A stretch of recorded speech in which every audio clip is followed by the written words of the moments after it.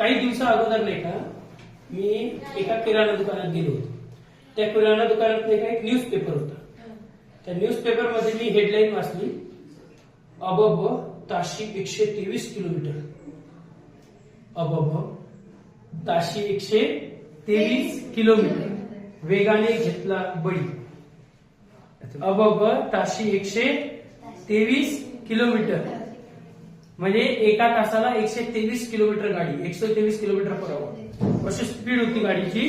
आणि खाली लिहिलं होतं वेगाने घेतला बळी. म्हणजे तो जीव कशामुळे गेला? वेगामुळे, स्पीडमुळे गेला. मी त्यांना म्हटलं हे चुकीचं आहे. त्यांनी म्हटलं नाही नाही ही खरी घटना आहे. ते इकडे कोणतरी गाव आहे त्या घाटात घडलेली आहे. मी म्हटलं नाही न्यूज बरोबर आहे, हे वाक्य चुकीचे. म्हटलं कोणतं वाक्य? वेगाने घेतला बळी हे वाक्य चुकीचं आहे. स्पीड कोणाचा जीव घेऊ शकत नाही. ऍक्च्युली आम्ही जेव्हा कॉलेजला होतो ना स्लोगन लिहायचं, speed thrill but not kill. Speed thrill देतो, मजा देतो, मारतात होय ना. असं कधी होणार का मला सांगा? मी गाडी चालवतोय आता आणि स्पीड वाढली 90, 100, 110, 120 मेला वाजता. कशामुळे मेला? 120च्या स्पीडने गेला मेला. होईल का असं? नाही ना. समजा पोपटलाल आहे, पोपटलालचं लग्न होत नाहीये. पोपटलालने विचार केला आता एवढं वय झालं आता लग्न होणार नाही, तर जगून काही फायदा नाही, मी कुठून जातो. हा गोकुलधाम सोसायटीवरून उडी मारली आहे. जशी उडी मारली हवेतच मरून गेला. असं होईल का? का बरं गेला? हवेत स्पीड वाढला गेला. लॉजिक वाटतं का? मग ते वाक्य बरोबर असेल का? नाही ना. वेग कोणाचा जीव घेऊ शकत, स्पीड कोणाचा जीव घेऊ शकत नाही. मग ऍक्च्युली जीव घेतो कोण? तो मरणार कधी? टच टकरावे. म्हणजे पोपटला हवेत नाही मरणार, जेव्हा इथं दचडणार आदळणार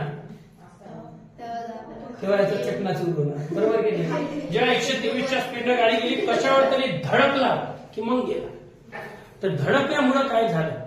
तर धडकल्यामुळं काय होणार त्याच्यासाठी तुम्हाला एक टर्म्स पहिली शिकायची आहे. त्या टर्मला आपण म्हणतो मोमेंटम. काय म्हणतात?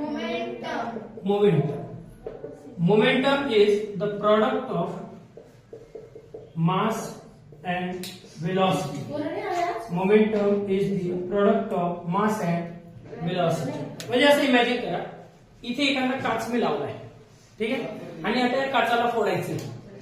मोमेंटम चेंज करणं म्हणजे त्याचा नक्षा चेंज करणं, थोडा चेंज करणं.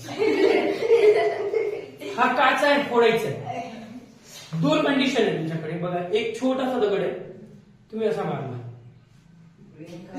कुठे काय नाही फुटला. मग तुमच्याकडे दोन ऑप्शन.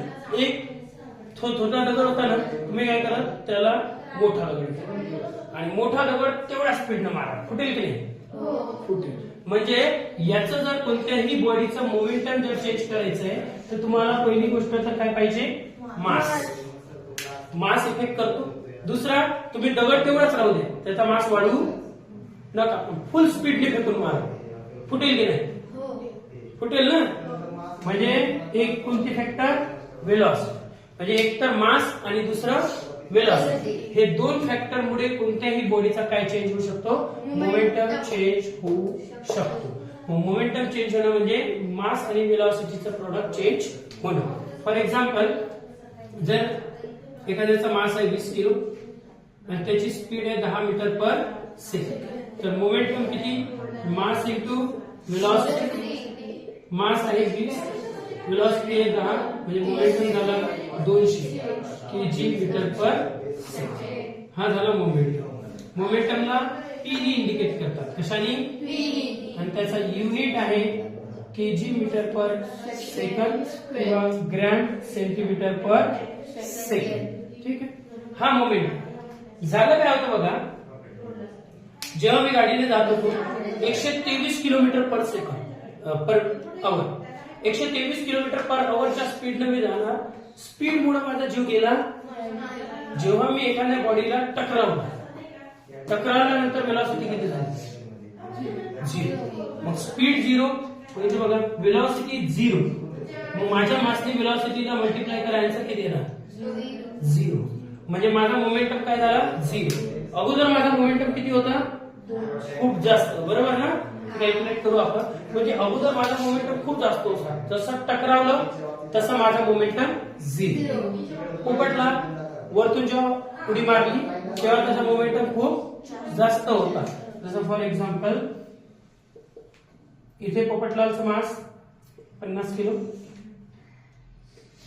त्याची वेलोसिटी 0, म्हणजे मोमेंटम किती? तर किती होता? 0. जसं तो इथे आला हवे तर त्याचा मास तर 50 किलो आहे, पण त्याची वेलोसिटी झाली 10 मीटर पर सेकंद. आता मोमेंटम किती झालं?